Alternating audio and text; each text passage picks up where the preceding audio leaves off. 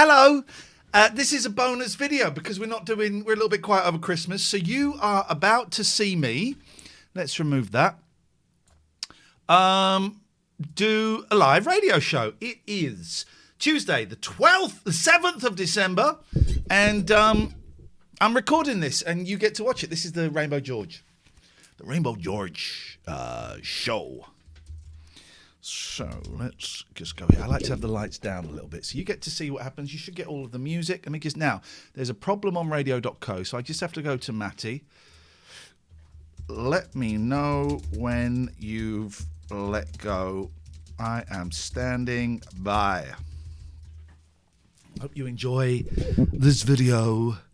Or this, it's a radio show and it is what it is. So I need to go here. I need to go here.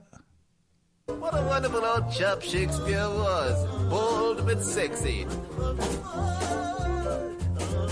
Oh, it'll take that rhythm away with its wonderful melodies. Oh, goodbye, they say. Goodbye. Goodbye. Goodbye. Why not say it again? Goodbye. We must...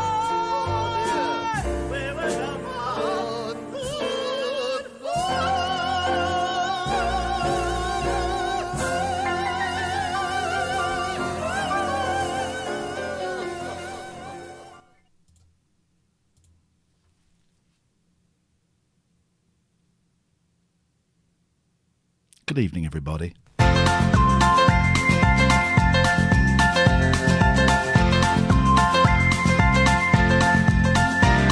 a voice that keeps on calling me.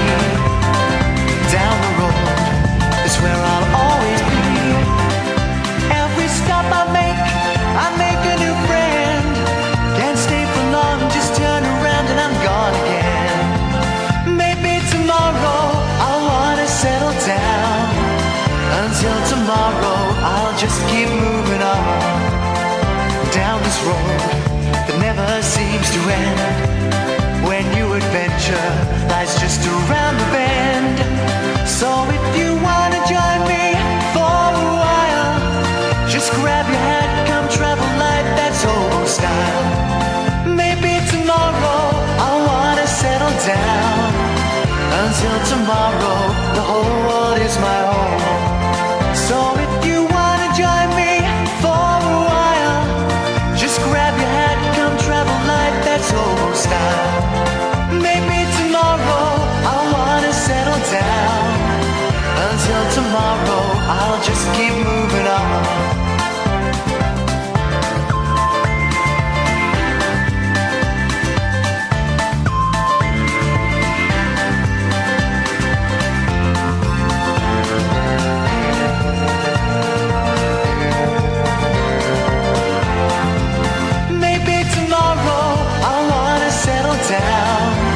Until tomorrow, I'll just keep moving on.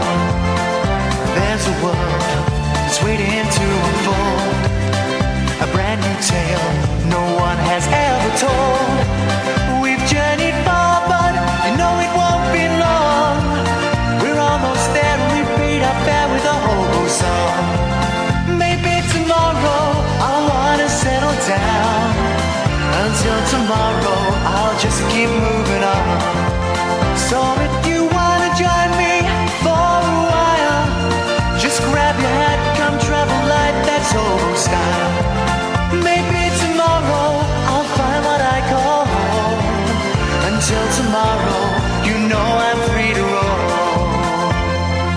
The door is being opened, but nobody on earth can shut. That door leads to Rainbow Land. Please wish us well. We've got something to tell. Please wish us well. We've got something to tell. A goal we'd like us all to share. To make politicians history everywhere. Deliberately ignored by the local media from the 3rd of May to the 6th of June last year, a postal ballot conducted on behalf of the Rainbow Connection movement took place in Belfast. The entire city electorate at the time, 212,606 people, were sent an envelope containing a postcard that required both a signature and a tick in a box to confirm agreement that we should make our political servants redundant and unite to transform Belfast into the best city in the world. Returns were delivered daily to the wonderful Marcus Music Shop on Royal Avenue, where they were fed into a large transparent rainbow-coloured tick displayed in the window. Please wish us well. We've got something to tell. Please wish us well. We've got something to tell. A vision of a rainbow city,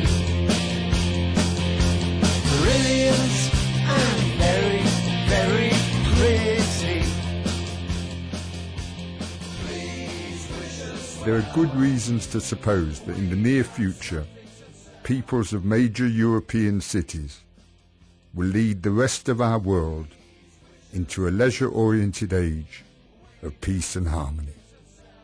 They will elect to liberate themselves from their national governments and to create a scenario of self-governing, interdependent city-states and satellites. Meanwhile, with the climate of the planet warming up, the time has come for us all to begin to chill out. A horizon not too far away. A wonder coming closer day by day. An end to nation states and party politics, direct democracy, genuine democracy, everyone able to register their opinions on any issue of concern at any given time. This is surely our future. It isn't a question of if, but rather of when the powers that be will become the powers that were. We are all links in a cosmic chain of predetermined events designed to lead to a universal state of higher consciousness. On June 6 last year, when the MPH ballot was counted in the Cathedral Quarters Black Box venue, it transpired that 21 individuals had returned varyingly abusive comments, whilst 4,302 others had agreed that we should make our political servants redundant and unite to transform Belfast into the best city in the world. A peaceful revolution was set in motion, and it is gathering momentum, power sharing to the people. On March 7th, simply by placing a tick in your Make Politicians History candidate's box, you will be voting for a self-governing future. Remember, our political servants won't tell us that they're redundant. We have to tell them. So come on, you forward-looking Belfast people. Let's tick together. Tune in to the Rainbow Connection on makepoliticianshistory.org.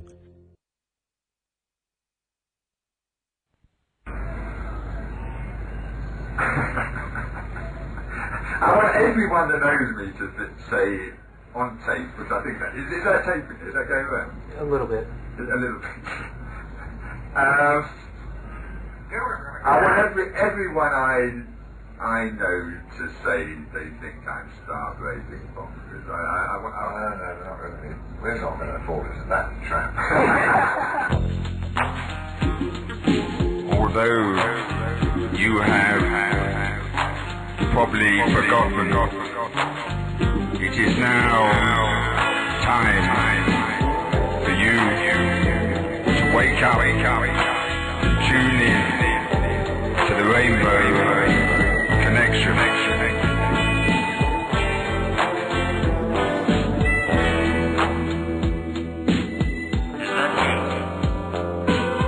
We're going to talk to someone, I hope, a little later. later on is actually in contact with aliens from another planet. Well, that'll be interesting. Stay tuned. 19 minutes to 1 on Capital on Thursday morning. We're talking about flying saucers, UFOs, and those what fly them, where they came from, have you seen them, and would you like to? And what would you say to them if you did? And what would they say to you? Good morning, George.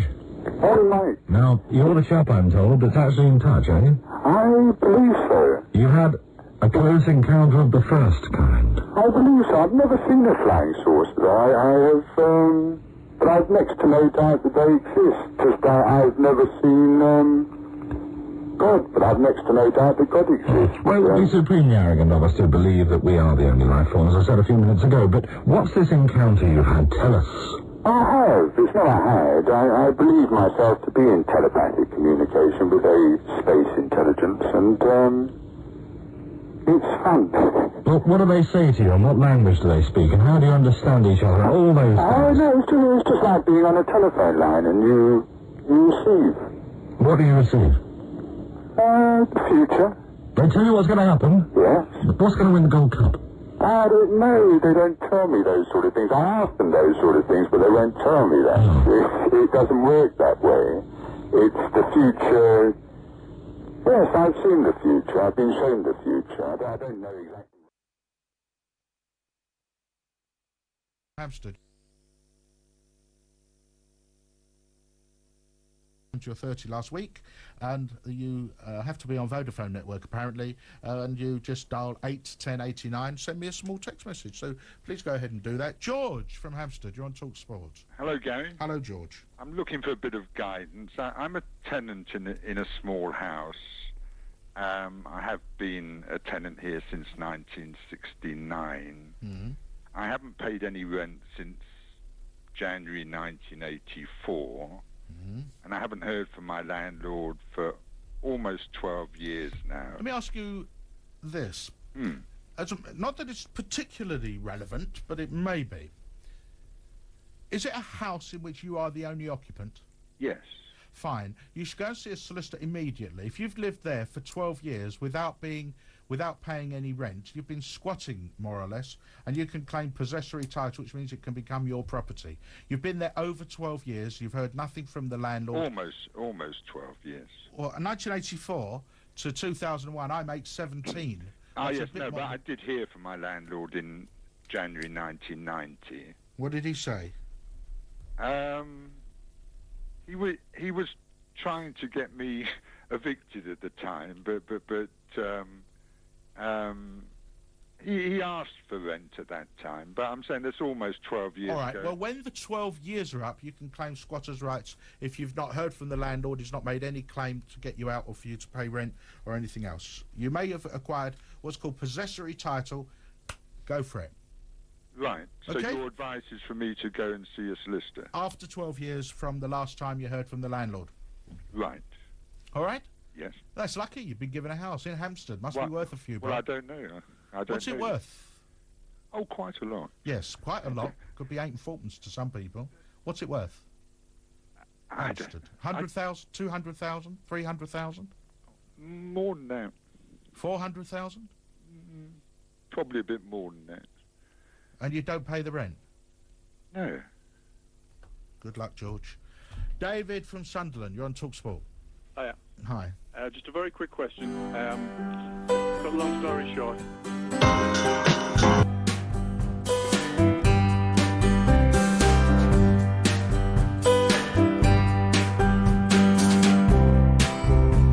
Me and Magdalena, we're driving south through Monterey.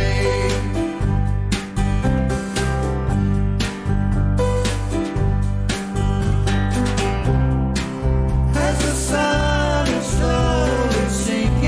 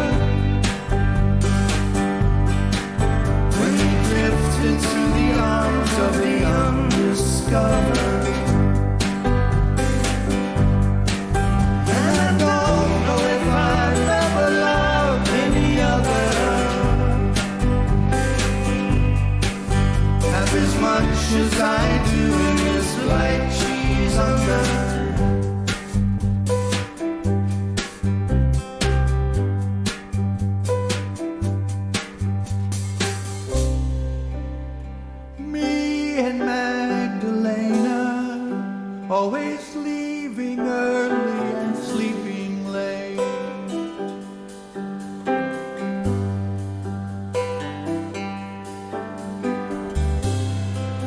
Secluded in the canyon, lost within a turn of fate.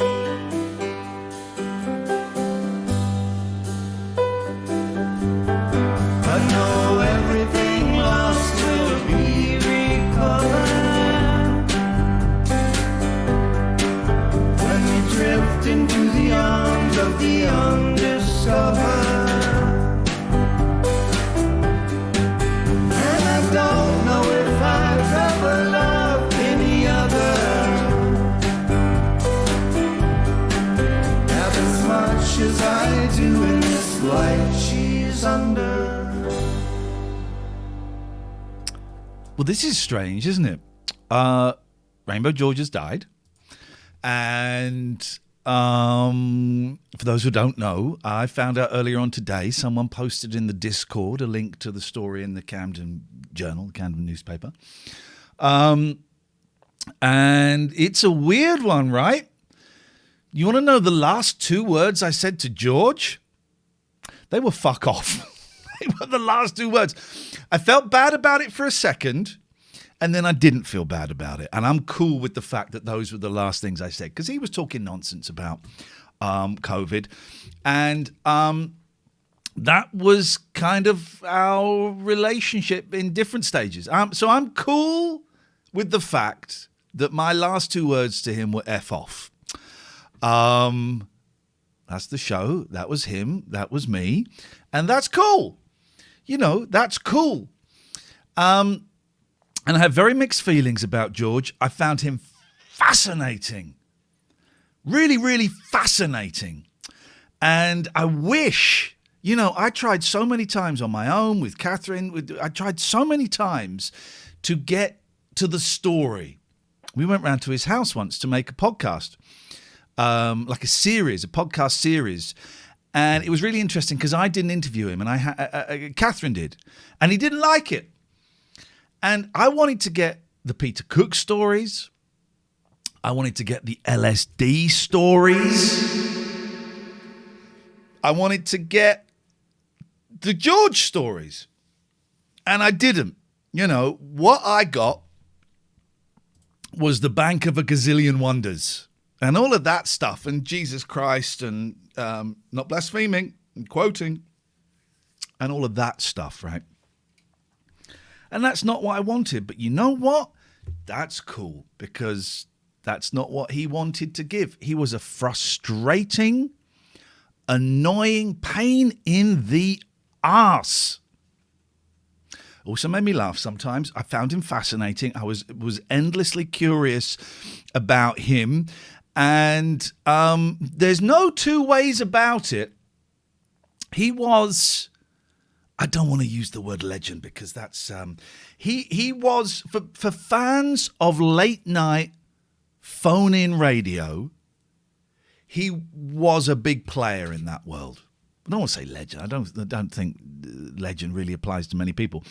But he was a big player in that world. Certainly on my show, Mike Dickin. You love Mike's Dickin. Clive Bull. 5 Live, Jim Davis, Dotun Adebayo. He was a big player. He popped up regularly for years. And, you know, he still owes me £2,021 because he didn't write the winning Eurovision song. Is that right? He owes me that money. Dear God, I'm going to have to dust off the Ouija board and get that goddamn money. Someone raised a good point on Twitter. Who gets his tapes? Who gets ownership of the tapes? Because there's like thousands. And it's fascinating. I hope to God it's not me. I really hope to God he did not put those in his will to me. Because that's a big task that I do not want to get my hands dirty on. So that's Rainbow George. who's dead. And I remember when he started phoning us very, very recently, like maybe 3 months ago. And I said to Catherine, he's gonna die soon. He is going to die very, very soon. And I was right. So, it's Iain Lee's 2-hour, 10 till midnight, late night pointless phone-in show. And you can call in about anything, right? You can call in about anything. If you want to call in about George, you're very, very welcome to. We'd love to hear you. But if you don't want to call in about George, that's cool as well. I have opened the Discord. I don't like having the Discord open when we're doing the show, but I have opened the Discord because I thought maybe some of you would like to chat about it, in that kind of forum, and that's okay. So it's a weird one. I'm trying to find his last... What's his last... Here we go. His last voice message from the 29th of November. I'd spoken to him since. Let's have a listen to see what this is. Here we go. It's only George. Any chance of having a chat?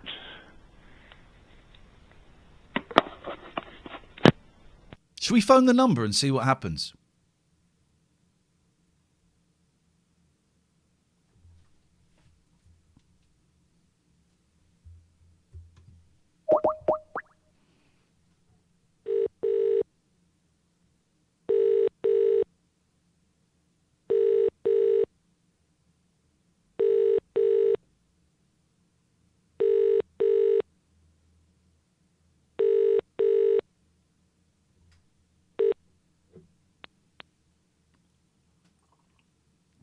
Hello, the person you're calling isn't around right now. At the tone, please record your message. When you have finished, simply hang up or press the hash key for more options. Hey, George. It's Iain Lee. You were a worthy adversary, and I enjoyed our verbal jousts. I really enjoyed cutting you off, if I'm completely honest. And you made things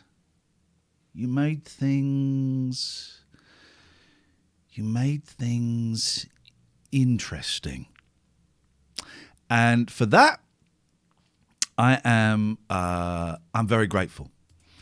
And thank you. Take care, brother.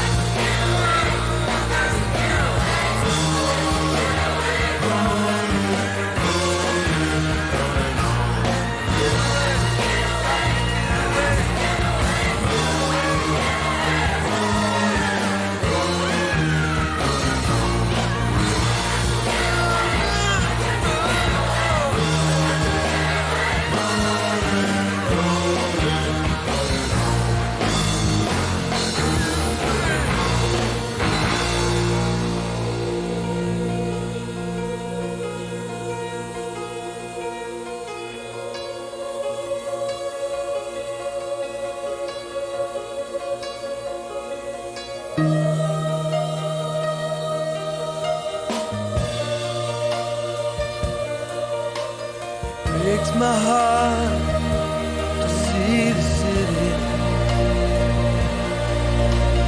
Wonder why it ain't pretty. Oh, I wanna cry, wanna cry. Come on, do it, do it, do it. You got to run away, you got to run away, you got to do it, do it, do it. You got to run away, you got to run away, you got to do it, do it, do it. You got to run away, you got to run away, you got to do it, do it, do it. You got to run away, you got to run away, you got to. So, on we go, 0203 286 6370, saying that I have just tweeted the Camden New Journal who broke the story, saying, you know, if those tapes are going to get junked, I'll have them. You know, I'm not, I hope it doesn't look like I'm going, I'll have them! You know, I'm hoping that there is someone they are bequeathed to who will, you know, sort them and go through them and do all kinds of things. But if the option is they get chucked into a skip, then I'll take them. I'll take them. I'll take them. 0203 286 6370 is the telephone number.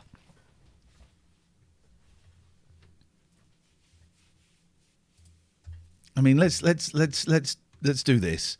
Hello, caller. You proud of yourself? Hey? It depends what you're referring to. You have to be more Leaving a specific. dead man a message for entertainment. Oh, it's the ambulance guy doing a different voice. And you have a go at me for making a joke about Reese Witherspoon. And you do that. You made for a joke. entertainment. You made a joke about stabbing. And if a any woman. of your dimwits say that's acceptable, taking a fucking piss, mate. You're fucking wronging. Okay, I'm a wrong'un. Fuck, you should be ashamed of yourself, mate. I'm not, but carry on. You do fucking anything for entertainment, you, won't you? Fucking ring a dead man's phone. Do you just want to curb your language a little bit? Oh, fuck off, you prick. You got no shame in that at all. Hey? So you can't fucking speak because you know it's the fucking truth, don't you? Okay, I know it's the fucking truth. You're fucking wrong and you fucking prick. Yet you keep listening, and you keep calling, and you keep withholding your number. Thanks so much for your call. It's appreciated. 0203 286 6370 is the telephone number if you want to give us a call. You be a very, very welcome. I will not take lectures from a man who withholds his numbers, pretends to be a fan of ambulance, because it's the same guy, and makes jokes about stabbing women. I'm afraid that doesn't wash with me. That doesn't wash with me. Let's go to another caller. Hello, caller. Hello, Ian. It's Gary. Hello, Gary. How's it going? All right. We're very peculiar. You know, mixed feelings about George. As you know, the last call to him was F off, the last two words. Yeah. I don't feel bad about that because that's what it was. And No, your relationship with George was almost like fencing. You know, it was he would come at you and then you would go at him. It wasn't ever that kind of. There was always going to be an F off at some point between one of you. Yeah, and you know, here's the thing. If I'm angry with a caller, anyone could die after their call. You could die after their call. It's not a threat, even if you feel threatened. But I've got to do the show as I see fit to do the show, and I told him to F off. And with the greatest of will, greatest of respect, a number of your callers have died, and you don't know it. You know, I can think back. I can think back to a number of callers on LBC who I know are no longer with us, but I don't know for sure. But I'm fairly certain they're not. Yeah. Probably because it was an older person's station, shall we say, as well. Yeah. I can't admit to being a fan of George's. I admire. I'm only because I'm more of a fan of you. Be honest. Well, be honest. No. Well, yeah, I found a lot of his calls quite boring because I didn't understand what he was going on about. Yeah. And I didn't really have the patience to try and. A lot of it was bollocks, Gary. A lot of it was bollocks, as a lot of the calls to my shows are. And I can't deny that when he came on, I would often do that. Oh no, not George, and I can't admit that. But someone, he clearly had a passion for speech radio, which I'm not going to use the word admire, I can relate to. But I was always more a fan of yours, so I haven't heard a lot of his back catalogue. But it does appear that he was just saying the same thing again and again and again. He had an agenda sometimes, I think. And his agenda was to promote the Bank of a Gazillion Wonders and all of that stuff. It's interesting, isn't it? I always like it when, like if there's a terrorist attack, I'm going off on a tangent, Gary, but stay with me, right? Okay. Yep. There's a terrorist attack, and then someone goes on Twitter to make a political point out of the terrorist attack. You will then get someone else from another political standpoint going, that's disgusting that you're making a political point out of that. Yeah. When they themselves are making a political point out of calling out that political point. And I find it really, we won't dwell on him, he's a horrible, obnoxious man in inverted commas, who was doing exactly what he accused me of doing. And his heart is so cold. His heart is so cold and so violent and so misogynistic. He couldn't see the beauty and the significance of making that call. So I'm sorry, anonymous guy. It's the ambulance guy. It's the same guy. We've indulged in. I must admit, when I heard you say you were ringing his number, I probably had that same pang of, oh, really? What if somebody does pick up and it's, or whatever. But then I thought, no, then when I heard the message, I thought, no, that's something Iain clearly wanted to do. You wouldn't have done it without thinking through all of the possibilities of what could have happened. But his reaction was ridiculous, banal, and he needs to wash his mouth out. Oh, here we go. He's just tweeted me. Oh, excellent. His name is Reg Cray _the firm. Oh, lovely. Oh well, that's blocked to me. If anyone wants to swoop in there, you're very welcome. But I might have a little tete-a-tete with him later. Nah. Here's the thing: I'm very confident and comfortable in myself. I'm going through so many significant changes, and there's something I won't talk about today. But a miracle happened today, an actual miracle, Gary, and I don't use that word lightly in your presence. A miracle happened, and I am at this precise second in time so comfortable, so confident in what I am doing that I am impenetrable. I cannot be wounded. I cannot be touched. I cannot be swayed from the direction I am moving in. And makes me glad to hear that, Iain. Yeah, I'm cool with everything that I've done in the last 32 minutes. I'm cool with it. Even indulging that gentleman. Some show, man. Some show. Some life, Gary.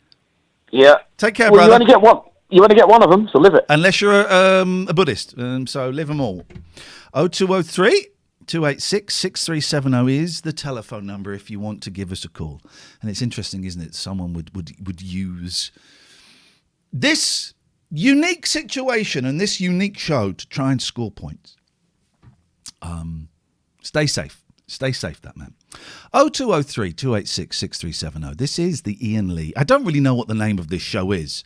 If only there was someone who could clarify it for me. What's this? Margaret, I'm doing a voiceover for Iain Lee. Yeah, you remember him, don't you? Yes, she does. That's someone. And we go. Well, that doesn't. I thought he would name the show, but he doesn't. He doesn't name the show. 0203 286 6370 is the telephone number if you want to give me a call. You can call in about George. You can call in about anything. I'm absolutely open to everything. Oh, Alistair, I missed your call, and if I do miss your call, I will call you straight back. I don't know what you called on, so I'm going to try you on Skype. It gives me three options. Nope, it's not that option. Let's try this option, the mobile. Let's see if the mobile is the one. Hello. He owes me £2,021, Alistair, for the Eurovision debacle. Well, I think Yeah, that's a tidy sum, isn't it? I think he was broke at the end. I think he said that he was broke at the end. Yeah, I was just reading a little bit of background on Wikipedia about him and on the internet, and kind of I was wondering, and you may not want to give an opinion on this so close after his passing, but it's a shame, I thought, that the money he made from selling that house. Yeah, £1 million.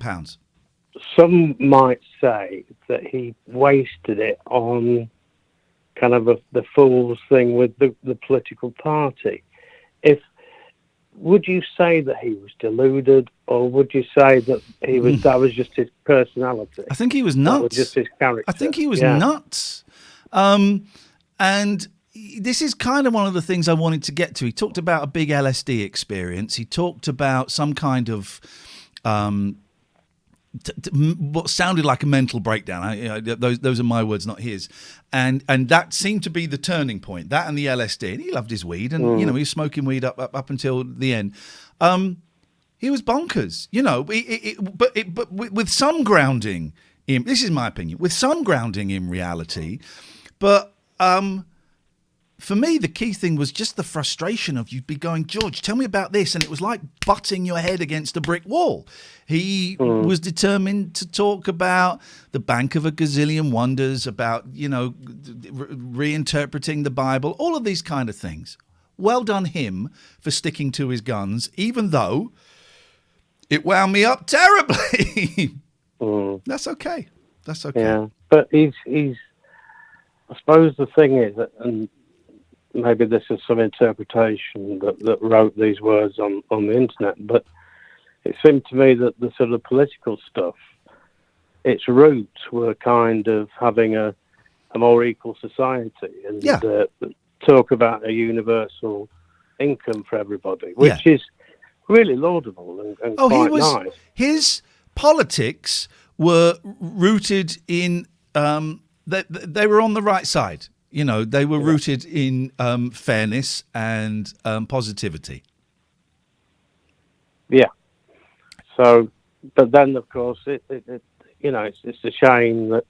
Well, in my view, it's a shame that he kind of. I mean, I can remember most of the calls, being sober when I was sober, that he made to your good selves, you and Catherine. Yeah. And it seemed to me. From memory, and tell me if I'm wrong, that things turned with George in the sense that he became more antagonistic after yours and Catherine's visit to his house. He seemed to be a little more provocative, and he kind of almost expected you to be defensive and to challenge him after that. I don't know if I'm wrong, but he certainly did in the short term. He certainly did in the short term. In the long term, I don't really know. But yeah, immediately after that, he wasn't very happy with us. He thought we'd stitched him up, which we hadn't. But yeah. No. And then he wanted his. He kept saying he wanted his tapes back or something. And he got his I had half a dozen of his tapes, and he got them. Hey, listen, I don't want to go into details of the miracle today. Right. Because it's inappropriate, because it involves other people who have not given me permission to share this story. But I will just say, Alistair, steps 8 and 9, man. Wow. Mm-hmm. Wow. Lovely. Yeah. Beautiful. Magic. Beautiful. Absolute magic. Okay, well, that's great news. And enjoy the rest of the show. And rest in peace, George. Thank you, Alistair. 0203 286 6370 is the telephone number if you want to give us a call. It doesn't have to be a Rainbow George special. If you just tuned in, Rainbow George has died. And it leaves me with mixed feelings. There is a lot of sadness. I don't want anyone to go away, thinking that I had, our relationship was difficult. Hello, caller. Did you hear about the actress that dialed 141? Reese with a held number. Thank you. There we go.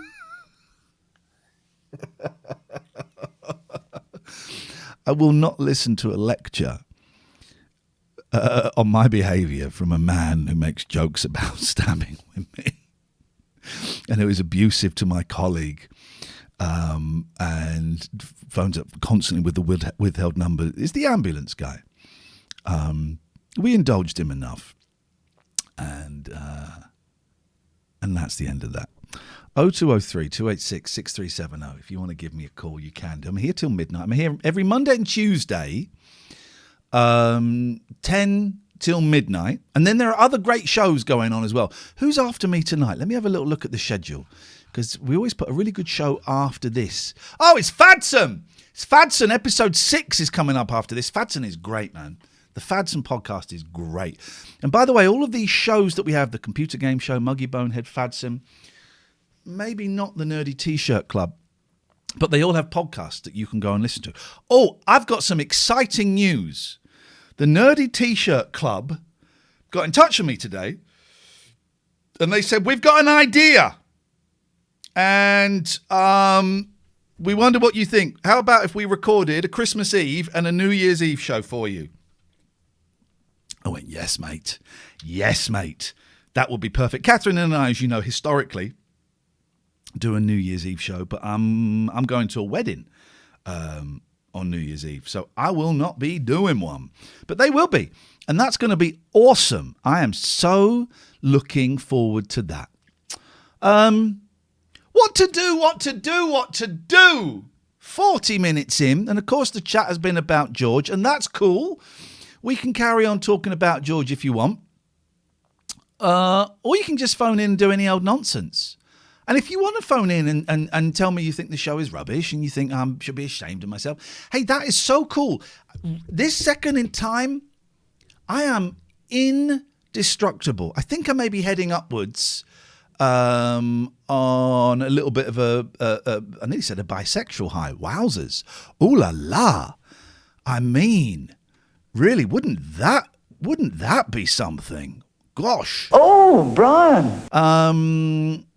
They've got the horn. I meant a bipolar upswing, and that's kind of cool. But also, there's a real confidence I got going at the moment. You can't touch me. Can't touch me. Want to try? You can't do it. 0203 286 6370. And you can call us from anywhere in the world using on Skype on TLNA. It's that simple. What should we do? Should we play a song? Maybe is a song the way forward? Oh, here we go. Do you want to hear some swear words? Here we go. Yep. Ed. Who's this? How are ya? Oh, it's the same guy. Yeah, I just want to chat, mate, really. You know, I'll make a little joke, and what you've done now is a lot worse, and then you compare it to that. And, you are obsessed. You are obsessed with me. You're obsessed with being abusive and offensive to women. And I don't know what it is. Was it Catherine joining me? Was it me not liking your joke? Was it me pretending to go along with the ambulance stuff? I don't know what it is. The fade is down so they can't hear you. I don't know what it is that I'm not giving you. Well, I know what it is. You want my attention and you want me to find you funny and you want me to laugh along with you and not find you obnoxious. But I'm afraid... There we go. He's still going. I'm afraid. Let's have a quick listen. There he goes. I'm afraid that you have nothing appealing about you that gives me anything to be interested or attracted in. I'm sure there's some kind of latent sexual feeling, and that's cool. I get it. I like guys. I like girls. I'm totally cool with that. But let's quick listen. Brilliant. He's going. But honestly, I really am not interested in you. Your calls are dull. They're offensive. They're misogynistic. They're thoroughly unpleasant. So, I'm not going to be indulging your ambulance calls anymore. I thought that by listening to those we might get somewhere, but it just wasn't happening. And you're choosing to phone up on the night that a guy has died. You're choosing to phone up and spout obscenities. Explain yourself. Go on. You just explain, so you can't. I wasn't listening to a word you said. No one could hear you for the last 2 minutes and 9 seconds. Do you want to try again? Oh, you're not putting me out, are you? You're out. You're out now. You weren't out for the last 2 minutes 10 seconds. And if you'd been listening, and you're not out now. And if you'd been listening, you would have known that. But you don't. You don't listen. So here's my decision. What a muck. There we go. Here's my decision. I'm not answering anonymous withheld numbers anymore. So bye. So what?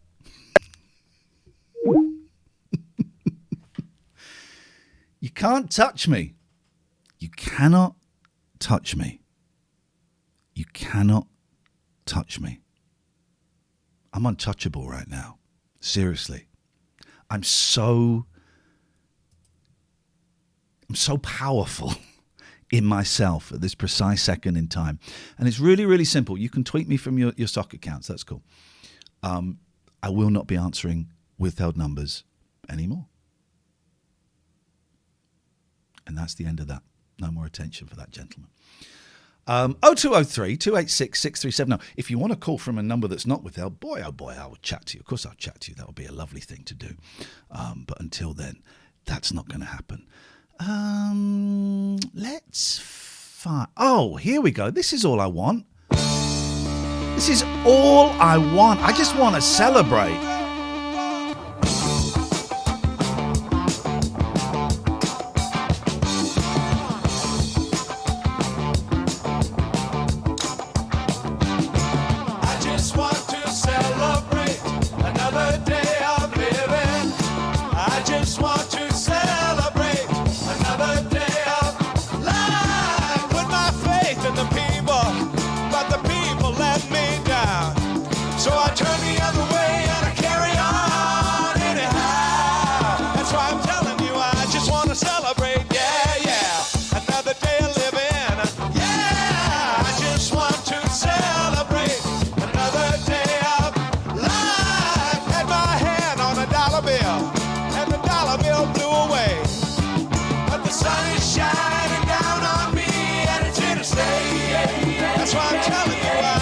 Celebrate, yeah, yeah, another day of living, yeah, I just want to celebrate, another day of living, yeah, I just want to celebrate, another day of life.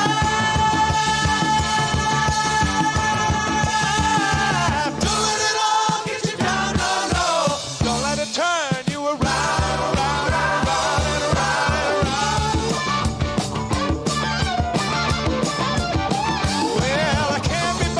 sorrow, and I can't be bothered with hate, no, no. I'm using up my time for feeling fine every day, yeah. That's why I'm telling you, I just want to celebrate.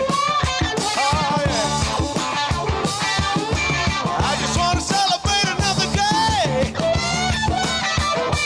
Oh, I just want to celebrate another day of living. I just want to celebrate another day.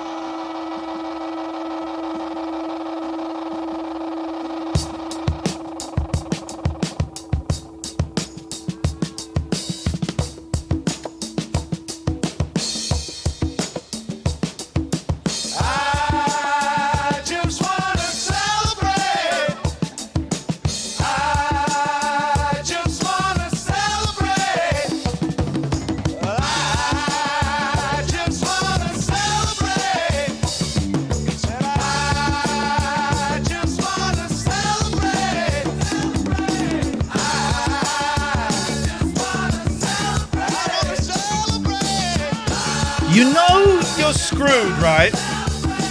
If you're the Prime Minister and Ant and Dec are calling you out for your lies on I'm a celebrity, get me out of here. You know you're in a bad position, right?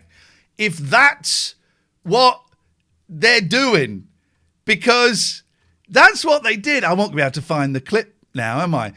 Because that's, well, here we go. Here we go. They didn't have a party. Oh, here's a better version. Here we go. The celebs chose a new leader via the gift of a secret vote. And that means David's reign is over. But they weren't celebrating. No. They didn't have a party. They categorically deny any suggestions that they had a party.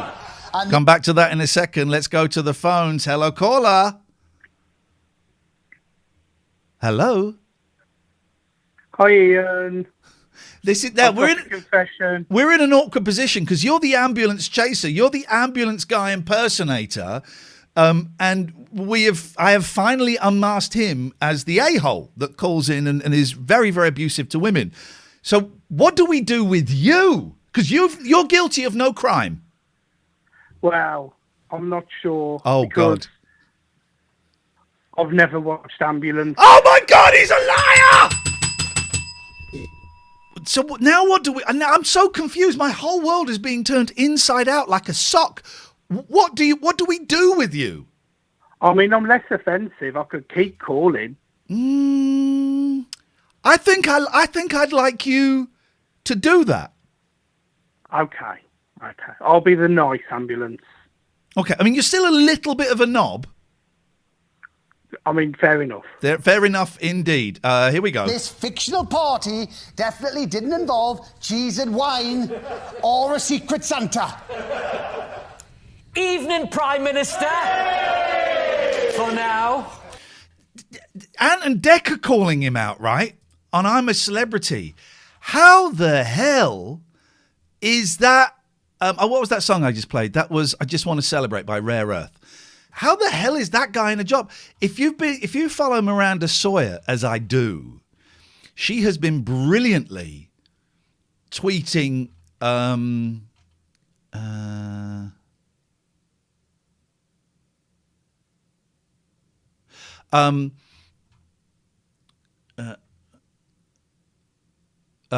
sorry, she's been tweeting loads of stories of people who couldn't get together at Christmas. Let me just pick one at random. Alison0202. My dad spent Christmas Day alone on the anniversary of my mum's death before passing soon after from catching COVID at the doctor getting his vaccine. The first time he left his house in a year. They can go to hell. Another one at random. Michael Jones. Spent Christmas working to ensure that all the care homes in our borough were vaccinated and couldn't go home to see me folks. Bob Helpful. It's the video of one of the ministers kind of joking about it, making a laugh. This video was recorded on the very night we decided not to spend Christmas with my parents and grandfather to keep everyone safe. We didn't see my grandfather alive again in the flesh. He never spent a Christmas. Oh, flipping heck. He never spent a Christmas with his youngest grandson. At least they had their party, though. Christopher Payne. I spent last Christmas exchanging gifts with my father 2 meters away in a car park in the pouring rain before seeing my family through Zoom. Glad it was all worth it. How on earth are they still in power? Here's what will happen, right? Boris Johnson will lose his job soon. If he makes it to the new year, it will be soon in the new year. And everyone will go, yes, we got rid of Boris Johnson. But you won't have got rid of the Conservatives. And someone else will come in. I don't know, Raab? You want Dominic Raab? You'd prefer coked up Michael Gove? You'd prefer that? Trust me, I used to do a lot of cocaine. You don't want someone who uses cocaine leading the country. So Boris Johnson is going to go because he has done his job. He has served his time. He's got Brexit, which is what the papers and Murdoch and all of that wanted, right? Right? So he will go and he will be replaced by someone else. Quite possibly someone who was at that party. Rishi Sunak? Yeah? Do you remember in the old days? I'm old enough to remember that if there was a scandal about a politician, that politician would either resign immediately or would stay there until the pressure got too much that he was either fired or he resigned, right? And it normally wouldn't last more than a week, couple of weeks. All of this lot are awful. And 20, 30 years ago, they would have all been pushed or they would have all jumped. And none of them are accountable for anything. Nobody is being responsible for anything. We are screwed, right? We are screwed. And this is a very, very dark time to be British. I hate this country. I really, really hate this country. And people will say, well, why are you living in this country? Several reasons. My kids live here. I got a house here. I grew up here.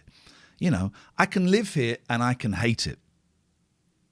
But what a terrible, terrible time to be alive. Not only have we got a global pandemic, get your vaccines, get your boosters, wear masks, please, everybody. But we are being led by not just corrupt, and they are corrupt. All of the ones at the top, Patel, Doris, Johnson, Rubb, they're bent. If they were at that party and they knew that party was going on, they're corrupt, right? They're liars, right? They're liars. Not only are they liars, they're also completely inept at their job. This is awful, man. This is awful. This is what we are dealing with. This is what we are living with. I have never known such a bleak time. Awful. And how are you doing with the COVID, by the way? How's that going for you? Because I know that my friends at Balcony Shirts are closed. Certainly as of yesterday, they're closed because everyone in the shop has got COVID. I don't know how bad everyone's got it, and I'm sure Scott won't mind me saying this. Scott is really, really ill. Scott, we think, had COVID before it became popular. You know, I think he had it around January time. Oh, God, I just get so confused with the years. But you know when it kicked off in March. I think he had it a few months before that. And he's had the double jab and he's had the booster, and he is sick as a dog. Now, who knows how ill he would be if he hadn't have had his double jabs and his boosters. So get the vaccine, guys. Please, please, please get the vaccine. But Balcony Shirts is closed on the run-up to Christmas. The most popular time of the year, they're closed. So I'm urging you, in fact, I'm going to do a tweet now. If you can spend some money at balconyshirts.co.uk, do it. You won't get your order for a while, but get in there. Let me do a tweet. What should I say? I hear everyone at Balcony Shirts, there we go, is laid low with the COVID. This is usually their most profitable time of the year. If you need a gift, consider ordering from www.balconyshirts.co.uk and be prepared to wait. I need to put to wait a little bit longer. There we go. So if you get the chance, and you want to order something, maybe order something from Balcony Shirts, and maybe you won't get it before Christmas, but just think of it as a lovely New Year's present. Hopefully they'll be back in there by then, and they will work like Billy-O to get this stuff out. But be prepared that you might not get it. Hats, hoodies, hoodie, t-shirt, all of that stuff. Go and order it and see. I mean, they might be back in soon. I don't really know where they're going to be back in, but let's see. Let's go to the calls. Hello, caller. Yeah, hello there, Iain. Hello there. Hi. I was just listening to you talk about politicians there, and I was just going to say something about that. Yes. But then just about Balcony Shirts, I can't remember how many years ago this was, but I ordered a T-shirt from Balcony Shirts once year. And what I had printed on it was, obscene. Bill, do you know how much you mean to me? Bill, do you know how much you mean to me? All the confidence, exactly. The Bill Buckley song. Exactly. So God knows how long ago that was. But honestly, that T-shirt, I could probably find it now. And it lasted for years. I had it I think we were having some sort of thing. I used to like work in Canary Wharf. We had this party where we used to listen to LBC at night, and people came as like references to LBC and stuff because we were that bored.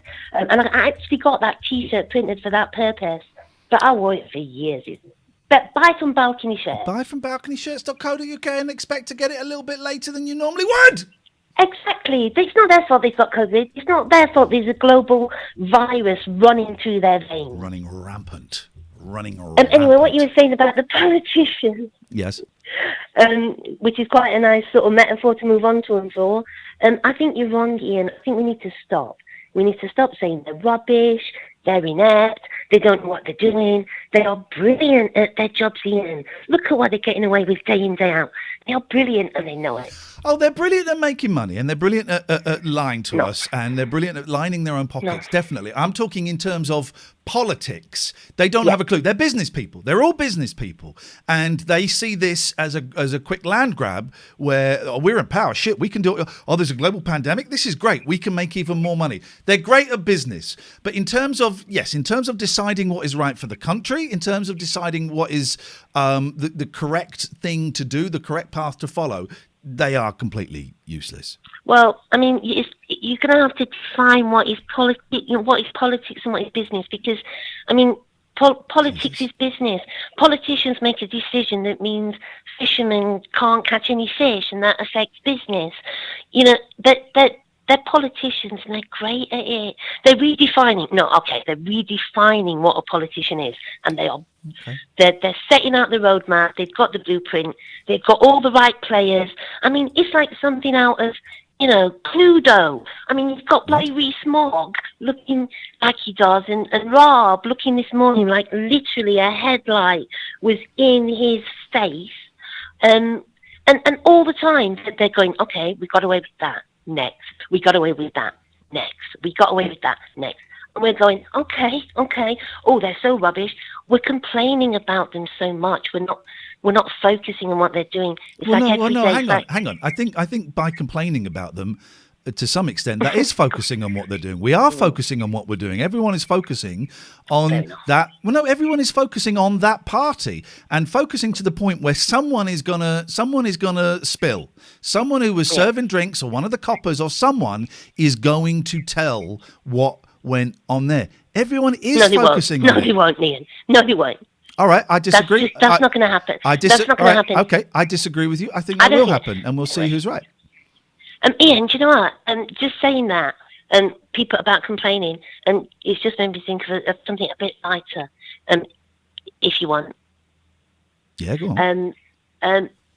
I had a phone call today from my bank, off the back of a complaint I made, like one of these complaints you make when you just go from 0 to 0, in 0 to 60 in 10 seconds.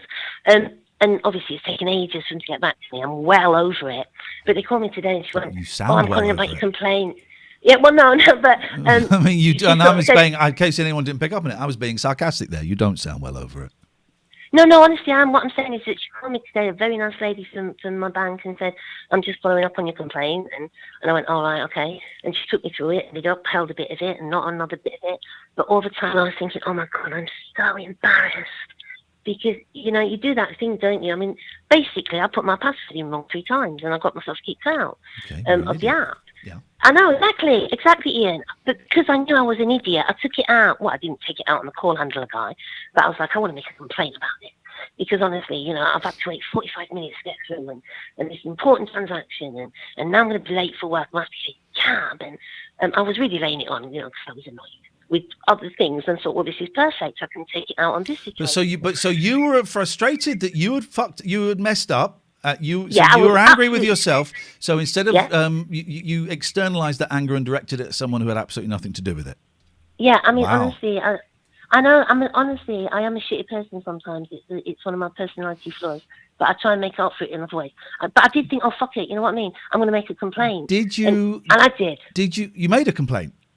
Yeah, well, it was really easy because he just put me through to the complaint But department. what were And you complaining about? Your stupidity. My stupidity, yeah, that I'd forgotten my... Yeah. No, I was complaining essentially that the principle of my complaint was that I had to wait 45 minutes. For what? To speak to someone. To speak to someone because they had to... But they the whole thing stemmed from the fact that you were too stupid to remember your PIN. Yeah. So I don't and understand this is what I'm I don't saying. understand what the bank have done wrong in this. Have you? Nothing at all. Nothing whatsoever. And they give me 100 quid today, and they've done nothing wrong. That's my point. Well, they give 97 quid. Why did they give you 97 quid? What was that for? £75 for trouble and upset, which I sort of said, well, okay, thanks. And then 22 quid You feel for the comfortable? cab fare. You feel comfortable taking that? Well, I thought about it, and I did say to her, I gave her an option to back out because I said, you know what, to be honest, It's not her job. Not about, no. But it's not her position. You feel comfortable taking that £97 because you bullied someone. Well, give it to charity. Is that what you're going to do? No, I'm going to buy pizza. Okay, well that sounds What I'm saying is, a really shitty thing to do. I know. What I'm saying is that this. I'm saying that I made a complaint today, and think twice before you complain about things because sometimes it's worth taking a breath. Because when they call you back a month later and you're way over it, you'll find it really embarrassing. I was cringing. Well, there's being embarrassed, and then there's trying to make reparation for your. Well, I think what I'll do in attitude. future. What I think I'll do in future is hang on. There's no. I'll try to be a nice Hang on. There's no doing it in thing. future. All right, that's doing it in future. Okay, that's one thing. But you took your anger out on someone who had absolutely nothing to do with it, and then someone else had to phone you up and apologise and give you money for no reason, and you accepted it. Wow. Yeah. And you're comfortable accepting it. That says a lot, man. That says a lot. I think in mitigation, I think that there's no maybe mitigation. a misunderstanding. There is because There I is could have no been like mitigation. I haven't misunderstood. I haven't misunderstood. I've heard everything. I have heard everything that you've said, and I've understood it. Unless you've missed out a huge chunk of the story, I've understood everything you said. I've missed out a really big chunk of the story. The actual call handler that I was talking to, who I lodged my complaint with, because I felt at the time, because I was like, annoyed about lots of things, that I would lodge my complaint with him. But I didn't go, I want to lodge my complaint, you're rubbish. I said, you know what? Honestly, you do not. I actually said to him, I'm so annoyed. I don't even want to take it out on you. So some guy I want to take it out on your manager. Some guy who's on minimum wage and has to put up with who has to put up with arseholes like you all the time. You felt justified. You felt justified to wade in and then get compo off the back of it. That's pretty low, Jessica. It was on £10 That's pretty low, Jessica. Thank you very much indeed. 0203 286 6370 is the telephone number. That's a lousy attitude to have, right? That's a pretty stinky attitude. I'm sorry if you're expecting me to be. I'm sorry if you expected me to be on your side. That's a pretty crappy attitude. And also, isn't it funny? She said politicians are great, my words, rephrasing. Politicians are great at lining their own pockets, getting money that they don't deserve. And then she tells that story. Isn't that something? Isn't that interesting? Jessica, go and have a look in the mirror. Hello, caller. Hello, Ian. It's Stuart from Bedfordshire. Hello, Stuart. How are you? What have you got for us? Sadly, my partner passed away last week. I'm sorry to hear that. She'd been very ill for 4 years. She'd been on kidney dialysis for 3 years. Due to diabetic mismanagement, she went blind last October 2019. Ah, man, that's terrible. I'm really sorry. Yeah, and last Wednesday morning, just after midnight, she passed away with me. Called 999. The ambulance went to work on her for over an hour, but she was flatlined all the way. So I take solace she passed peacefully with me. And to be honest, life is shit. It sounds shit, man. I'm really sorry about that. I can't even begin to imagine. Yeah, obviously, you know, I've been a fan of yours and Catherine's for a long time, and you know, I've got to know quite a few of the callers personally, and you know, over the last few days and that, you know, it's been a long haul, but I've had radio anywhere on. It's given me quite a bit of comfort, and obviously, I know the Muggy Bonehead boys personally from when I was a radio presenter. I'm sorry to hear that. Those guys is trouble. One of them is, yeah. Yeah. Yeah, give him a paintbrush. So what? Well, I'm going to ask a really dumb question, but I'm going to ask it. Yeah. How are you doing? How are you feeling? I feel lonely. I feel very scared. Like you, though, I've got 5 cats, and they know what's gone on. Oh yeah, of course. They're like they're doing shift patterns. There's always one at my left shoulder. When I lay down, 3 of them lay on top of me, so they know what's going on. Yeah. So, you know, if it wasn't for them, I think maybe I'd have had a serious wobble and done something really out of line. But, you know, I've rung the Samaritans a few times. Good. But like you say, they don't offer you options. They just listen. But yeah, they're not a counselling service. I'm slowly working my way through a long list of financial matters and shutting Cheryl's life down best I can. But until I get a death certificate, not a lot of people talk to me. So I'm just waiting for that to be released. So yeah, there's the paperwork is a minefield, and the documents you need to get the other documents to do the yeah, and obviously the benefit system. Obviously, she was getting a lot of payments, and I wasn't getting very many, and that's all stopped. So I sort of had to go cap in hand where I can and beg for money just so I can eat and put electricity on. But yeah, if someone had said to me this time last week I'd be sat here doing this, I wouldn't have believed them. But as everyone keeps saying to me, life goes on, but it's difficult to comprehend as I sit here. What is I'm not asking you out for drinks. I don't think that, but I just wonder, what are you doing tomorrow? How are you going to get through? How are you going to get through tomorrow? Tomorrow, I've got a brand new mattress coming because obviously, she died on the bed, and the ambulance crew literally smashed the room to pieces trying to sort her out. Yeah. I've got all my bedding coming, so hopefully, okay, you know, I can set up the house. I had a duvet day today. You know, I've non-stop since last Wednesday. I've been on the phone every day for hours on end. So a duvet day today, but I'll start the grind again tomorrow. And generally, just do my best to get through yet another day by myself. Take care, man. And I know that sounds flippant, but I mean it as genuine as I can. Take action. All I can say to everyone else is, you know, cherish life, because life is so precious. Thank you, man. Thank you, Ian. Peace and love, man. Peace and love. Peace and love.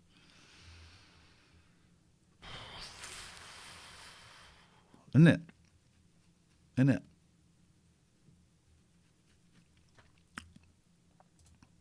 I can see the number of people listening. This is, you know, there's 345 of you, which is about slightly above average for this show. But in terms of radio, it's one of the smallest audiences ever. You know, talk radio, we are between 25 and 65,000. And they say that it's something like 0.1% 1%, maybe even 0.01% of the listeners call in. So the more listeners, the more chance there is of getting callers and of getting different callers. And even when we were getting 65,000 at Talk Radio, it sounds a lot, but it was about the same as BBC London was getting in that slot, and we were a national station. Even when we were getting 65,000, we didn't have as many. We would sometimes not have as many calls as we've had tonight on Radio Anywhere. And certainly it would be a rare night to get this much diversity. A rare night where you'd get this much different calls. Can't quite think of the words. And this is going to, how is that? That to me makes this a success. And I don't want to turn it into, I'm trying not to turn it into, hey, this is a success. I've been wondering for a long time, what is the point of this? What is the point of doing this? I ain't getting rich. It's a pain in the arse. It's a lot of work for Matty, who stepped up to the plate. And I guess the point of doing this,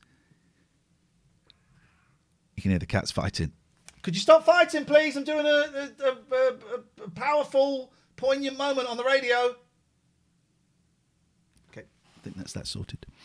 What is the point of this? The point of this is the last 75 minutes. That's the point of it, is the last 75 minutes. Will I keep doing it after January? Oh, I've got absolutely no idea.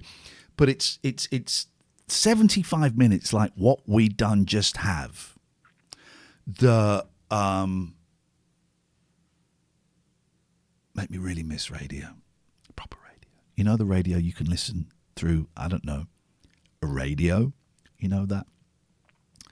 And however much people try and attack me or attack it or whatever, or say I'm going the wrong way, I know I'm going in the right direction.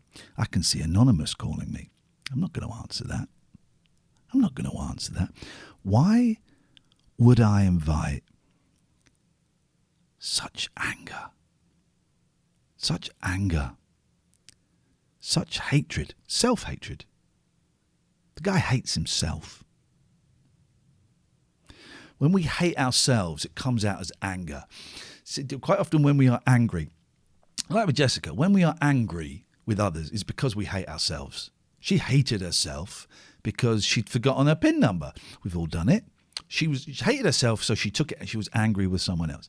The guy that calls in, he hates himself, so he takes it out on me. Probably hates women as well. But why? I can see you calling in, man. It's not getting answered. No more anonymous calls on this station.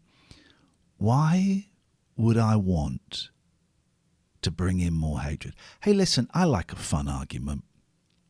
I like an interesting argument. I enjoyed the flat earth guy the other week. Who wouldn't, right? Who wouldn't?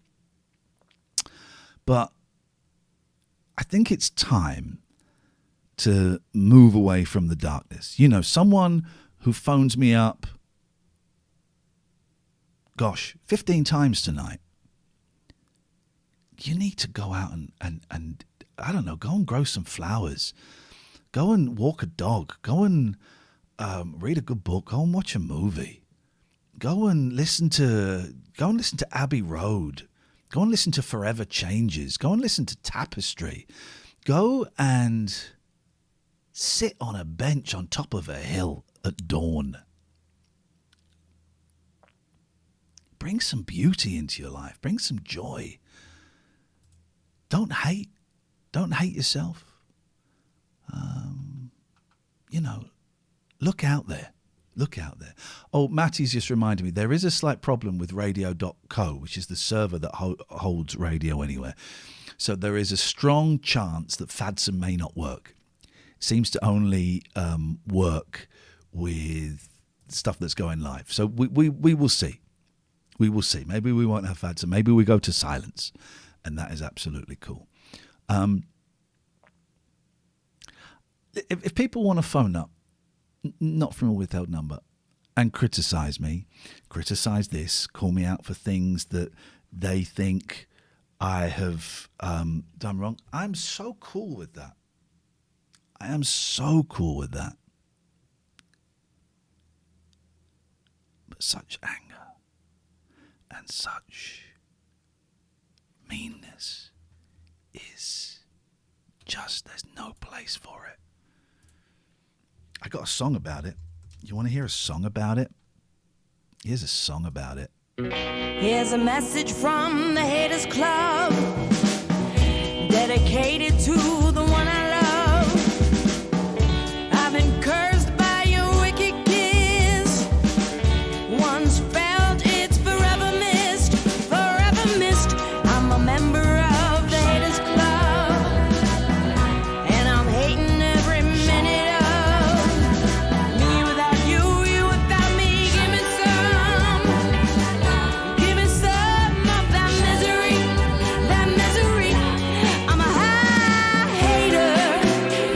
I run with the best like Darth Vader and the Witch of the West, poisoning apples to make you ill, like Cruella de Vil. I'll set you up for the kill. It's such a twisted state of bliss, indulging in such hatefulness. I just need a prequel to redeem my evil, 'cause I wasn't always like this, like this. Seeing couples hand in hand makes it hard for me to understand. Me without you, you without me. Give me some of that misery, that misery. I'm a high hater. I run with the best like Darth Vader and the Witch of the West, poisoning apples to make you ill, like Cruella de Vil. I'll set you up for the kill. I'm jinxed with the curse. I got nothing but bad luck. Could I be superstitious? Don't think. Cross my heart. Hope to die. Why's your love so vicious, vicious, vicious, vicious? I'm a high hater. I run with the best like Darth Vader and the Witch of the West, poisoning apples to make you ill, like Cruella de Vil. I'll set you up for the kill. Hater. I run with the best like Darth Vader and the Witch of the West, poisoning apples to make you ill, like Cruella de Vil. I'll set you up for the kill. Imani gets it right every single time. She's got a new album. It's not out yet, but she's got 2 new albums. And she sent me one, and it's magnificent. It's kind of stripped back. And she's also working on another Little Jackie album, which is a joy. 0203 286 6370. I'm actually filming this as well, because probably over Christmas week, I would imagine, I don't know yet, there will probably be slightly less Patreon shows. So I'm going to make a few videos that will get released. Excuse me. That will get, I'm talking to you. That will get released over the Christmas period. So you still get your bang for your buck. We'll talk about that in a minute, actually. I want to just mention our wonderful, wonderful advertisers. Advertisers and sponsors of Radio Anywhere. And what they get for £300 for 4 weeks is remarkable. They get space on radioanywhere.live/advertisers. They get at least 1 tweet a week from me to my 96,000 followers. I even make 45, 60-second adverts for them, which play throughout the day. You've probably heard them if you've listened to the other shows or the music. And they get a live read. That's amazing, right? If you want to advertise on Radio Anywhere, fill up for this year, but we will have some spaces in January. If you're interested, small businesses, big businesses, some as big as your head, send me an email, radio@radioanywhere.live. Although I'm not sure if that email is actually working. Either that or no one's writing to me. In fact, could you do me a favour, right? Could you send me an email to radio@radioanywhere.live? Now, they take ages to come through, if they come through. So could we get some emails, please?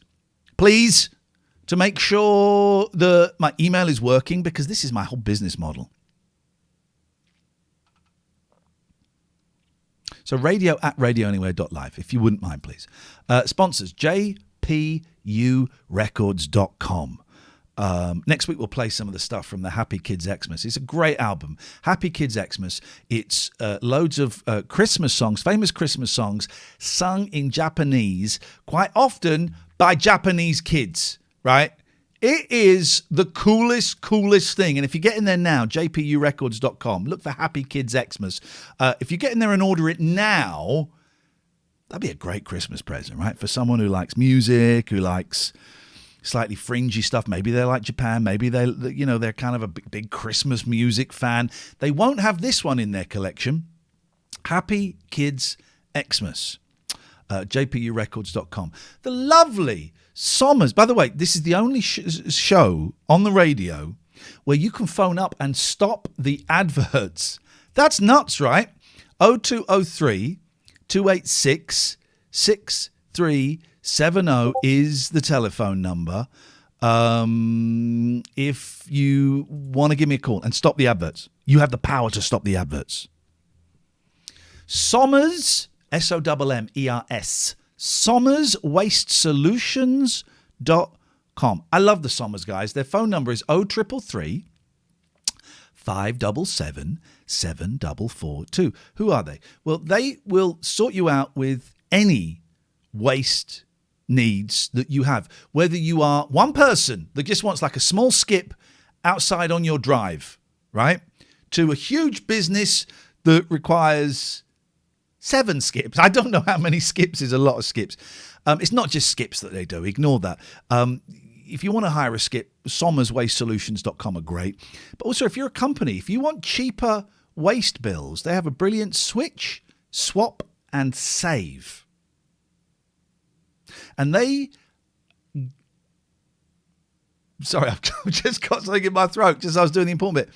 They are pretty sure they can save you money on your waste bills. SommersWasteSolutions.com. One that's proved really popular, advertising on here, CreasedCards.com. CreasedCards.com. You know, Funky Pigeon and Moonpig and all of that stuff, right? These big corporate kind of companies, and it's faceless and it's nameless. Creased Cards is a shop in, it's Brighton, isn't it? Why do I want to say Blackpool? It's Brighton. It's a shop. And the small team that run it there have got a huge selection of cards. Really lovely, funny family ones, nice ones for your kids. Filthy ones as well. I mean, really filthy ones. And the great thing they do that is unique, they will hand write your cards for you. Still not convinced? Use the code RADIO and you get 15% off. CreasedCards.com. Poseidon Safety Management, PoseidonSafety.co.uk. They are the premier supplier of manned guarding and canine services in Cornwall. So if you've got a business, big or small, maybe you're a little corner shop, maybe you're a huge pub, maybe you're a school, maybe you're whatever. And if you're in Cornwall and in Devon, have a word with PoseidonSafety.co.uk. I'm going to give you a phone number. And they're kind of guarding, but with a real human touch. You will get to know the names of the people that are doing the work. You probably get to know the names of some of the dogs as well. And they're all locals, so they know the area. They know the rat runs. They know where the dodge pots go. Ready for the phone number? 01208 455 245. And for the pedants, 01208 455 245. I got 2 more to do. Can you bear with me for 2 more? You can stop at any point. 0203 286 6370. That's my number. That ain't no number of any of the advertisers. That's my number. You want to call it? 30 minutes left. Call it, and we'll stop doing the adverts.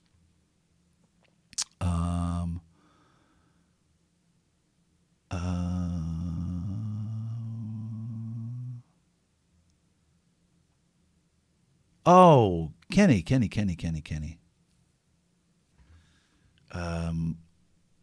got to write an email to someone. Hang on a minute. What? Let me read the order of this.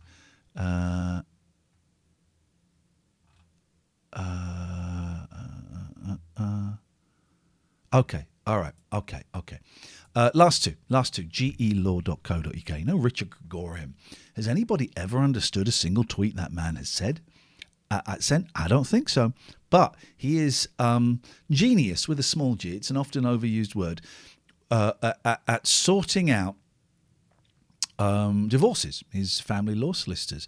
And he offers a unique combined legal and psychological approach to divorce. So whereas you normally get divorced and you've got one side going, well, we should go for this, this, and this, and then your partner's a piece of trash. And the other side is going, your ex-partner's an absolute scumbag and we should go for this, this, and this. He won't do that. He will try and smooth things over and kind of fix any emotional issues that may be there. And the final one, guys, Surfshark.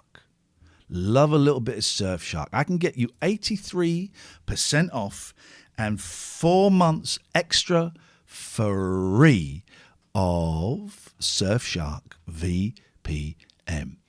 VPN, it helps you to watch blocked Netflix or other platforms, content from other countries. I was watching some weird Pokemon thing with the boys that's I think is only on American Netflix. And we were able to watch that and enjoy it because I've got Surfshark VPN. There's loads of other films and stuff that you can get, different Disney, you go to Disney Plus, Netflix, all of those things, Amazon Prime. They all have different like movies and TV series that are region locked. Well, with this Surfshark VPN, you get to do it. I'm going to give you the link in a minute. They also have a 30 days money back guarantee, right? So you use it for 29 days. At the end of the 29 days, you go, this ain't working for me. This ain't it. I'm not so interested. Well, then you can cancel it and you get your money back. 8 months.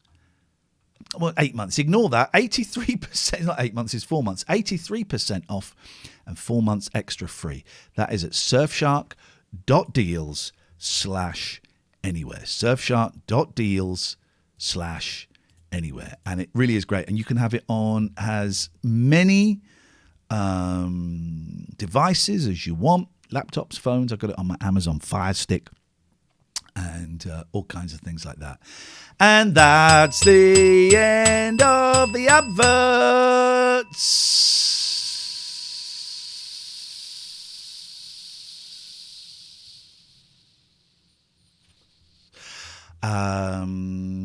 Yeah. So if you want to give a call in, you can. I'm just going to do a little tweet. 83. Hang on a minute. Let me just do a little tweet. 83% off and 4 months free with Surfshark using this link. It really helps Radio Anywhere if you use it. Okay, that's the business done. We got 27 minutes left. Let's get some phone calls, shall we? Let's get some phone calls. 0203 286 6370. We don't take withheld numbers anymore because it's just, I would love to be able to accept withheld numbers, but I don't want to let that darkness in. If you generally use a withheld number, don't withhold it. Just drop the 141 and I will take the call. You can say whatever you want. You can be rude to me. Here's what it is. It's meeting on equal terms. You've got my phone number, 0203 286 6370. By you using your phone number, it means we're meeting on equal terms. What am I going to do? Unless you threaten me, I ain't going to give it to the police. I don't care. It means we're meeting on equal terms. There's no hiding. You know me. You know my name. You know my number. You know my name. Look up the number. But by you not withholding your number, and I'm not speaking to, dickhead before, it means we're meeting on equal terms, equal footing. Only if we're equal can we have any chance of having some decent, honest, congruent conversation. So, should we sit here and wait? Let's just sit here and wait. 0203 286 6370.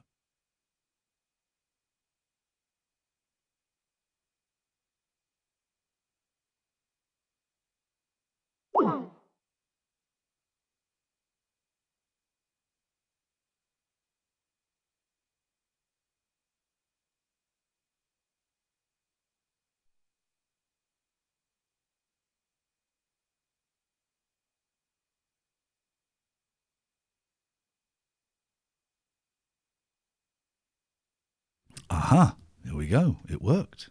Hello, caller. Hi, Ian. It's Nigel. Not that one. well done for getting that in. I could kind of tell that it wasn't that one, but yes. Hello, Nigel. Other Nigel. How are you? You sound very centred tonight. I'm indestructible. What time is it? 11:36. I'm indestructible at this precise moment in time. Which is good. Yeah, it's good. I was just thinking the things you've been talking. There's been a few things going on this evening, like Rainbow George and chat bringing up. And you mentioned about what's going on with the government.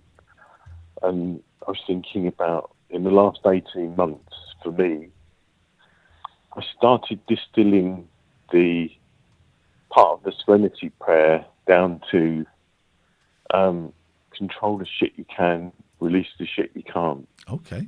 Yeah. How's that going? For the most part, pretty well. Brilliant. I've pretty much left Twitter. Oh wow, I am envious, man. I have a work Twitter account, but it's very, very vanilla and bland. But yeah, I think I got very, very upset with the whole Dominic Cummings stuff. Yep. And then just kind of realised, what can I really change about that? Or am I just getting angry? Twitter is designed to get you angry. I wake up and it's probably the first thing I look at on my phone, maybe some WhatsApp, then that. And it will suggest stories for you. And it's all hateful. It's all very rarely is there a story that's like, occasionally I get a bit of Beatles stuff at the moment because I Get Back, but mainly it's names like Fox or Patel or Raab or Johnson. Those are the kind of names that are being suggested to me as things that I would like to look at first thing in the morning. And all it does is it gets me angry. I found myself, I composed a tweet, to some Tory MP I'd never heard of because there was a story about her. And I didn't send it. Luckily, I didn't send it, and I deleted it. I thought, what am I doing? Why am I doing this because I think it will affect a change? Am I doing it because I want to impress people? Why am I doing this, man? So, well done for getting off Twitter. It sucks. But it's not. I mean, it's to some extent, it's not just Twitter. I mean, even local Facebook groups. Just somebody can ask an innocuous question, and it just descends into abuse or people. And I discovered a new phrase which I wasn't aware of. I got accused of sea lining. Sea lining. I don't know that. What is sea lining? While I take my nighttime tablet. I had to Google it myself. Yeah. Apparently, it's to ask questions which appear to be sincere but aren't, in order to make the answerer get angry and then look as if they're the problem. Wow, gosh, And I that's a made-up word. And it was it's one of the new words. So I thank the person for educating me because I went away and looked at it. Yeah. But it's what you get around my way is an awful lot of don't build any homes. We don't want any more people here.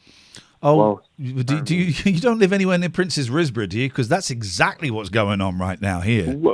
But then simultaneously, my children can't afford to. There's no houses for my children to live in. Yeah. Well, then can you not see the link between the two? I'm a big fan of the Nothing Is Real podcast, Beatles podcast, and it's absolutely brilliant. And the two gentlemen that do that, it's just the best Beatles podcast by a mile. And I thought, I'm going to join their Facebook page. And I joined their Facebook page, and after a month, I left. I left it yesterday because there's just so many arseholes, even in a Beatles Facebook page. There's casual racism towards Yoko, still 50 years on.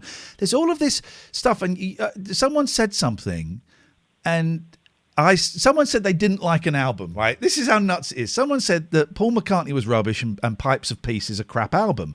And I replied going, oh, I quite like that album. And I just got turned on by this guy, and I thought, you know what? I don't want to be attacked because I like an album from 1984. I'm not, I can listen to the podcast. I don't need to be part of this Facebook page. But is it a strange thing if you were to post and say, I like this album, and I said, I also like that album, that doesn't sort of encourage discussion? It's almost like we need to have an argument. Yeah. Or there's no point in commenting, and it's like, well, can't you just be? I mean, I've perhaps left Twitter to join TikTok, and again, mine's pretty bland. But the amount of people whose content is responding to people who are having a go at them. Yeah. Well, it's designed. That's what society is designed to. This is why. Partly why I was not particularly popular at talk radio, because speech radio now is predominantly it's combative. You get one side on to talk about global warming, which like 95% of the scientists agree with, but then you'd get someone who is a complete fruitcake who doesn't agree with it, and they would get equal measure despite the fact it's 95% to 5%, and it would just be to have an argument. And I never wanted to play. For a long time, let me say never, for a long time, I did not want to play that game, and I would get in trouble for it. I'd get told off for it, but that's what people want. But I'm not. Well, unless I'm in the minority. Perhaps I'm in the minority. I've listened to LBC longer ago than when you were there. Yeah.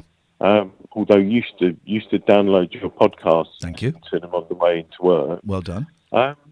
But I googled it the other day to see if there's any on YouTube. There's bits. They used to have things like the Fix It phone in. Do you remember that? I do remember the Fix It phone in. Yeah, I used to love all of that shit. Where people would, on a Saturday afternoon, you could ring up I think he was a Dutch guy who would tell you how to fix your Vauxhall Cavalier.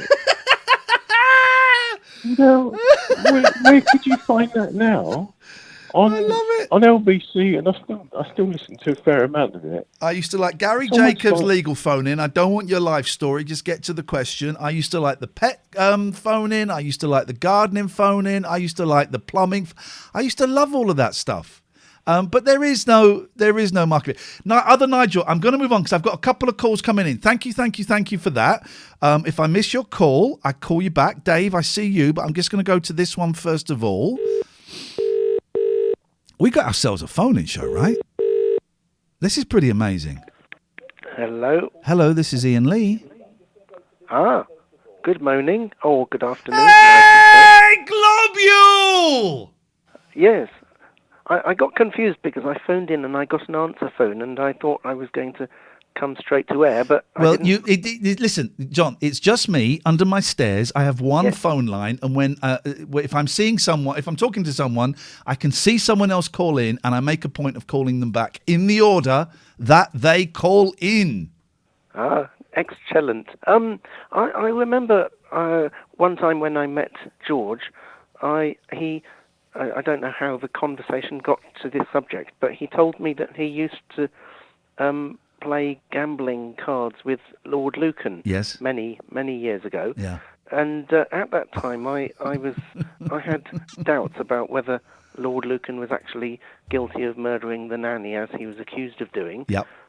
So I asked George his opinion, and he said, "Oh yeah, he definitely would have committed the murder. He was completely mad, and that's exactly the sort of thing he would have done." Yeah, I think I remember him saying something like that to me too. And of course, you don't know how it got there because George would very often steer the conversation. You know, God, I would love to have seen you two talking to each other. That would have been absolutely bonkers. Yes, I did used to wonder how Lord Lucan supposedly made the mistake of murdering the wrong person, thinking that it was his wife rather than the nanny. But anyway, according to George, if he could have been completely drunk and completely making the mistake. Well, that's conclusive to me, John. That is conclusive. If George said it, then you know what? It must be true because he never spoke bullshit. Yeah, and the other person I met at the same time when I met George was the late Ronnie Carroll, who used to sing in Eurovision. Yeah. George was always banging on about Ronnie Carroll. Yeah. Yes. What was he like? He was okay. I only met him briefly and sort of took a photo of them, and it was during an election campaign, so I think it was only briefly, and I was I'm not quite old enough to remember and be in great awe of Ronnie Carroll. No. I was a big fan of him. I don't think anyone was particularly in awe of Ronnie. He was never a huge star, but he was a face. Yes, I knew who he was, but I wasn't like thinking that he was a hugely exciting person for me to get excited about. I remember actually one time I mentioned to another presenter on LBC radio a number of years ago. I mentioned that Ronnie Carroll was standing in whichever by-election it was at the time, and I said, "Oh, by the way, that is of course the same Ronnie Carroll who used to sing in the Eurovision Song Contest." Yeah. And the above-mentioned LBC presenter that I was talking to he actually thought that I was joking and didn't believe me when I said it was the same person. Oh. What's present? Well, here's a funny thing. Guess. Shall I say? Go on, say who. Shall I say who the presenter was? Say it. It was the Bill Buckley. Ah, Bill. I was texting Clive Ball tonight. Oh, yes. So I texted him to see if he'd heard about George, and he had. Yes. And I said to him, do you know what, Clive? George phoned me last week, and the last two words I said to him were F off. Oh, dear. Oh, dear. And had a nice little, brief texticle with Clive Bull, and Clive is doing very, very well. You'll all be pleased. Talking of Clive. Yes. Whatever did happen to Babs of Bermondsey? Gosh. Is she still alive? Come on, John. I think we know the answer to that is she probably died about 20 years ago. Mm. I wonder if Babs... Did I ever speak to Babs? Wasn't there another slightly potty older woman that would phone up and sing? Maybe there were very many potty old women who used to phone in and sing, yes. Matty Stever, who I can see in the chat. Did I ever speak to Babs from Bermondsey? I've got a feeling I did, but actually I might have dreamt it. I annoyed Babs in Bermondsey once. Right. I made a prediction. I was chatting with another caller on air where it was like a sort of a three-way conversation between multiple callers all at the same time. And one of the other callers asked me to make a prediction. Yeah. And I hadn't I hadn't prepared any particular prediction in advance. So I just said the first random thing that came into my mind, and I said, I predict that on the 19th of December 2012, Babs in Bermondsey will explode. Wow. And we didn't think much. We didn't think much more of it, and the conversation went on. But then a few minutes later, she exploded. How dare that man say I'm going to blow up? Oh, Christ. She was annoyed. I I don't know if I would be annoyed. I mean, if it was perceived as a threat, maybe she felt threatened, John, in which case it was a threat. I think it was probably a cultural clash between my surrealist satire and her real life world of being a relatively sane person. And oh Jesus, and never the twain shall meet. How are you doing, Johnny? Okay, we'll end on that. Thank you very much indeed. There we go. 0203 286 6370 is the telephone number. Let's give Dave a call. What a show tonight. This is gold. Just think, I can't get a job on a radio station. Just imagine that. Hello, Dave. You know my name. Look up the number. How you doing?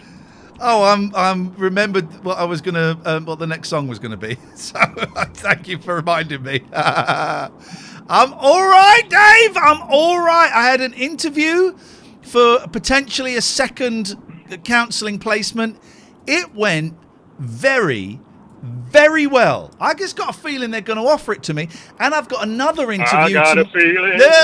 A feeling deep inside. I'm nearly at the end of episode 2 of the Beatles, and I just want to live with them. Here's what they need to do, right? If anyone else posts what they want Peter Jackson to do, this is it. He has to make a VR version of Get Back, so you can put on your headset and you can be in those studios with the band and you can walk around. Jackson can do it. Jackson can do it. In part 2, is there the bit where the cameramen and everything go and sit and play the instruments? Is that in part 2? I can't remember. Do you know? I don't think so. No, I don't think so. That's a lovely moment. Yeah, that'd be good if you could just sit there and you could choose which one you were going to be, and just look around and Oh, I just want to be independent in there, and you can walk around. It's got to be possible, right? Because I've played VR and a lot of it's easy.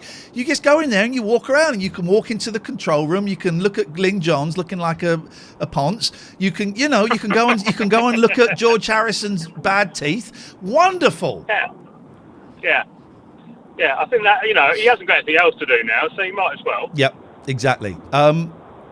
What you got for us, please, David? I went to see a friend of mine play a gig tonight, and then I sat around with a couple of other musician friends of mine, and we sat and ate crisps, and it was fantastic. Beautiful. And it's a sort of evening that will warm you for the rest of the winter. I feel very lucky to know people, and just to hang out with really talented musicians, and just them actually, just them to talk to. It's absolutely fantastic. Good, man. Good. I'm glad you're living your best life. Slightly emotional about it, but yeah, it was one of those evenings you say, it might be crap sometimes, but when it's good, it's really, really good. You sound ridiculously upbeat. This is. I'm ridiculously upbeat. Yeah. Good. Lots of hugs and lots of lots of COVID exchanging. Well, yeah, a lot of if I get it, then so be it. It was worth it. Put it that way. Dave, I'm going to kick you off because I'm going to play a slightly longer version of that song. Good. Tutty bye. Let's have some Beatles, shall we? Thank you, everyone. We are done. Thank you, Rainbow George. Thank you for everything. Thank you for being beautiful. Thank you for being weird. Thank you for being frustrating. Thank you for being you. Thank you for being unique. Thank you for really getting on my tits. Thank you. I'm going to end now. Hopefully you're going to hear Fadson, but there might be a problem with the whole setup, so it may not happen. It may just go to silence. If it's Fadson, stick around and listen. If it's silence, stick around and listen. Ta-ra.